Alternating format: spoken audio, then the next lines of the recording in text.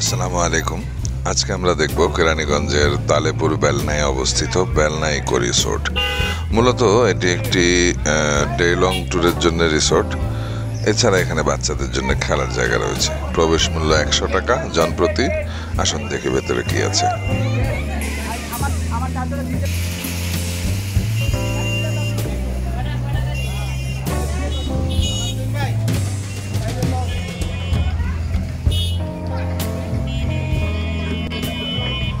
আমরা এখন আছি বেলনা রিসোর্ট, কেরানীগঞ্জের একটি নতুন রিসোর্ট। আসলে রিসোর্ট বলতে এখানে বেড়ানোর জন্য এটি ইকো রিসোর্ট। ঢাকা শহর থেকে প্রায় 16 কিলোমিটার দূরে।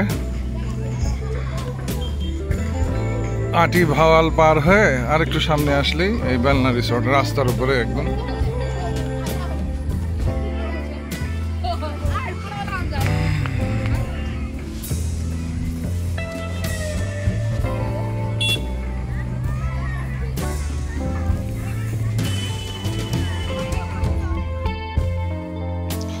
দিনের বেলা বেলনা রিসোর্টে তেমন একটা আকর্ষণ লাগে না।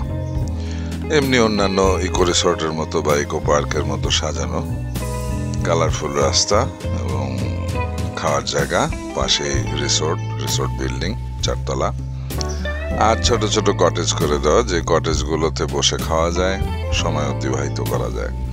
বাচ্চাদের খেলার জন্য ওখানে হাওয়া দিয়ে যে টিউবগুলো বানিয়ে খেলার জন্য স্লিপার বা লাফানোর জায়গা তৈরি করা হয়, সেই রকম খেলার জায়গা, এছাড়া অন্য কিছু নেই।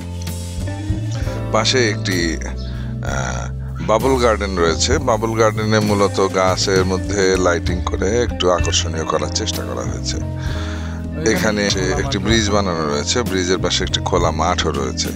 হয়তো সামনে আরো কিছু বানানো হবে, এখনো কাজ চলছে। তবে দিনের বেলা আসলে বেলনা ইকো রিসোর্টে গেলে আপনার মনে হবে যে আসলে এখানে আকর্ষণের কি আছে দেখার মতো। আসলেও তেমন কিছু নেই। চারিদিকে এত সবুজও নেই, গাছপালা যেগুলো লাগানো হয়েছে সেগুলো এখনো ছোট, বড় হলে হয়তো আরো সুন্দর লাগবে। তবে সন্ধ্যার পর থেকে এটি আকর্ষণীয় হয় বেশি। যেমনটি দেখতে পাচ্ছেন দুদিকে টিউব প্লেয়িং জোন, মানে হাওয়া দিয়ে এগুলো ফুলিয়ে এর ভেতরে বা বাহিরে বাচ্চারা খেলে। স্লিপার আছে, লাফানোর জায়গা আছে। এখানে বাচ্চারা আসতে খুব পছন্দ করে। কিন্তু শুধু এটুকুর জন্যই এন্ট্রি ফি 100 টাকা দিয়ে এই জায়গায় ঢোকার কোনো কারণ দেখি না। এখানে খাবারও যে আহামরি খুব ভালো তা না। খাবারের রিভিউতে পরে আসছি। ভয়ঙ্কর অভিজ্ঞতা হয়েছিল আমাদের, ভয়ঙ্কর এবং তিক্ত অভিজ্ঞতা। তবে চেষ্টা করছে তারা হয়তো বা ডেকোরেশন করে এলাকাটাই সাজিয়ে মানুষের দৃষ্টি আকর্ষণের, সেই চেষ্টাটি আমাদের চোখে পড়েছে। অবশ্যই প্রত্যেকের চেষ্টাগুলোকে আমাদের অ্যাপ্রিসিয়েট করা উচিত। ঢাকা শহরে এমনিতেই বেড়ানোর জায়গা কম। বাচ্চাদেরকে নিয়ে খোলা মাঠ বা খোলা পার্কে যাওয়ার কোনো স্কোপই নেই। ঢাকার আশেপাশে যদি এরকম খোলা জায়গা পাওয়া যায়, খেলার মতো জায়গা সহ, তাহলে অবশ্যই বাচ্চাদেরকে নিয়ে যাওয়ার একটা কারণ তৈরি হয়। আমরাও সেটি দেখার জন্যই বেলনা ইকো রিসোর্টে গেলাম। এখানে খাবার জন্য রেস্টুরেন্ট রয়েছে, সেটি 3 ভাগে বিভক্ত। প্রথমেই এটির বারবিকিউ জোন, যেটিতে মূলত কাবাব, বারবিকিউ, পিৎজা এবং অন্যান্য যেগুলো প্রসেস করতে হয় সেই খাবারগুলো তৈরি হয়, বার্গার। এরপরে রয়েছে রেস্টুরেন্টের মূল ক্যাফেটেরিয়া ভবন। সেই ক্যাফেটেরিয়া ভবনটিও সুন্দর করে সাজানো হয়েছে। ভেতরে পুরো ছাদ জুড়েই নানান রকমের ফুল পাতা দিয়ে সাজানো, বসার জন্য টেবিল চেয়ার দেয়া।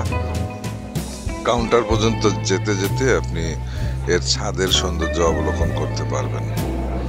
এখানেও একই কথা, দিনের চেয়ে রাতে সুন্দর বেশি। খাবারের দাম মোটামুটি বাইরের চেয়ে একটু বেশি, আর পরিমাণ বাইরের চেয়ে অনেক কম। অর্থাৎ বাইরে আপনি একটা চিকেন ফ্রাই বা একটা সেট মেনুতে যে পরিমাণ রাইস পাবেন, যে পরিমাণ ভেজিটেবল বা চিকেন পাবেন, এখানে তার প্রায় অর্ধেকের সমান পাবেন। বাইক বা গাড়ি নিয়ে গেলে পার্কিং এর জন্য ভেতরেই জায়গা করা আছে। বাইক আপনি পার্কিং এর জন্য রাস্তার দুধারে যে কোনো জায়গায় রাখতে পারেন অথবা রিসোর্টের কাছে নিয়ে রাখতে পারেন। তবে গাড়ি নিয়ে গেলে এই যে সোজা যে বিল্ডিংটি দেখা যাচ্ছে এটি রিসোর্ট বিল্ডিং, সেই বিল্ডিং এর সামনে জায়গা রাখা আছে, সেখানে পার্কিং করতে হয়। এছাড়া এখানে আশেপাশে যেদিকে আপনি হাঁটবেন বেড়াবেন কিছু না কিছু সৌন্দর্য আপনার চোখে পড়বে। এই জিনিসগুলোই আসলে টেনে নিয়ে গিয়েছিল এখানে দেখার জন্য যে আসলে কতটুকু সুন্দর বা কি কি আছে বেলনা রিসোর্টে। আমরা এই কটেজগুলোর দ্বিতীয়টিতে বসেছিলাম। আমাদের খাবারের অর্ডার দেয়া হয়ে গিয়েছিল, আমরা অপেক্ষায় ছিলাম খাবার আসবে। তো সেই ফাঁকে রিসোর্টটি আরেকবার ঘুরিয়ে দেখাই, আকাশ থেকে দেখে নিন এই রিসোর্টের অংশ বিশেষ।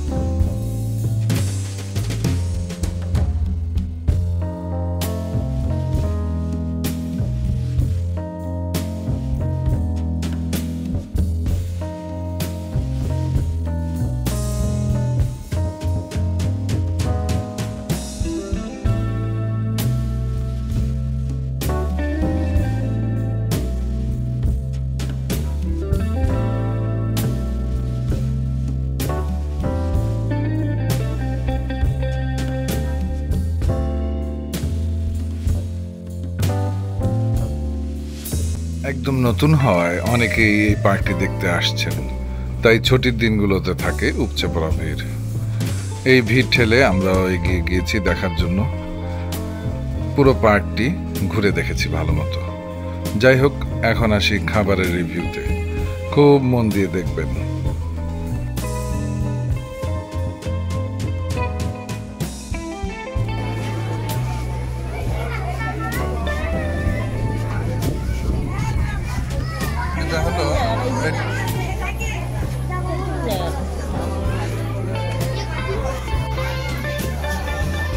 এই খাবারটা হলো 220 টাকা। এই যে এটা 190 টাকা, এটা 120 টাকা, এটা 90 টাকা, এটা 50 করে।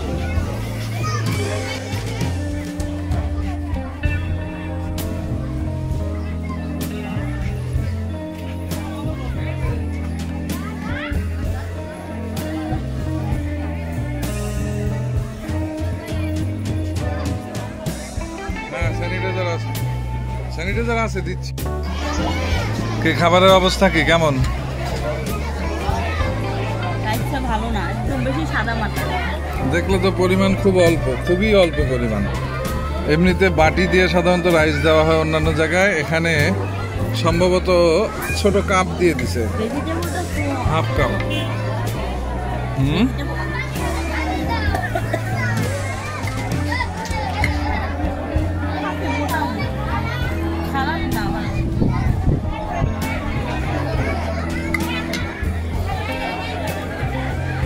এই ছোট কটেজগুলোয় প্রত্যেকটা একটা করে ফ্যান দেওয়া আছে, আর বড়গুলোয় 2টা করে দেওয়া আছে। এমনিতে ডাইনিং হল ভেতরে ক্যাফেটেরিয়াতে, কিন্তু বাহিরেও বসে খাওয়া যায়। মূলত এরা এখানে জায়গার দাম নিচ্ছে, জায়গার ভাড়া। আর এই হলো আবাসিক রিসোর্ট, এইখানে আবাসিক রিসোর্ট। এই হলো আমাদের বিলের কপি, খাবারের অর্ডার দিয়েছি।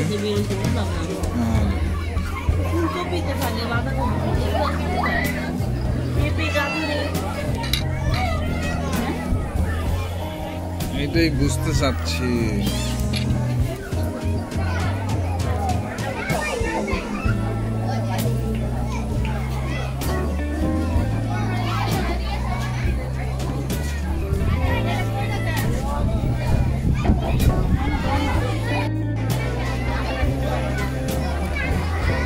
চিকেন চিলি অনিয়নের পাশে যে ভেজিটেবল ছিল, সেই ভেজিটেবল থেকে এই নন ভেজ আইটেমটা বের হয়েছে।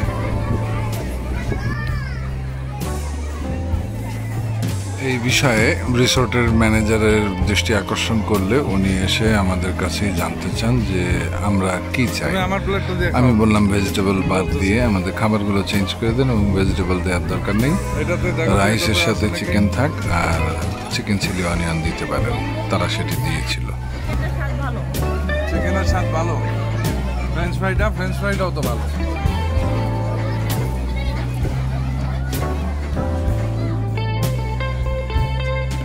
এটা হলো বাবল হাউস।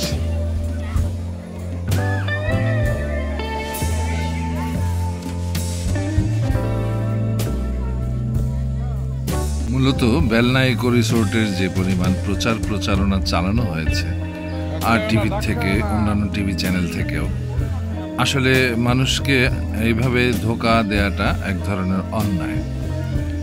বেলনা ইকো রিসোর্টে বেড়ানোর মতো যেটুকু জায়গা রয়েছে অত্যন্ত সংকীর্ণ জায়গা।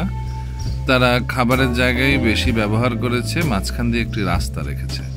রিসোর্টটি ডে লং ট্যুরের জন্য, সারাদিনের জন্য কেউ যদি থাকতে চায় সেটি থাকতে পারে। ভাড়া এখনো নির্ধারণ করা হয়নি, তাই তারা আমাকে জানাতে পারলেন না। 100 টাকা এন্ট্রি ফি দিয়ে শুধু এইটুকু একটু জায়গা দেখার জন্য আসলে মানুষ আসবে না। আর যেটা ওদের সবচেয়ে বেশি খেয়াল রাখা উচিত আমি মনে করি সেটি হলো খাবারের দিকে। কারণ এরকম তিক্ত অভিজ্ঞতা যদি কারো হয়, সে কাউকে অবশ্যই রিকমেন্ড করবে না এখানে আসার জন্য।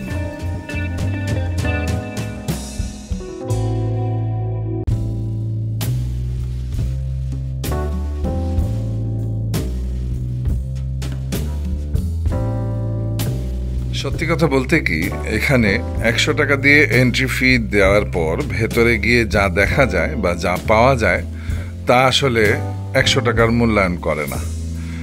আর ভেতরে ঘোরার মতো বা বেড়ানোর মতো খুব বেশি স্পেসও নেই।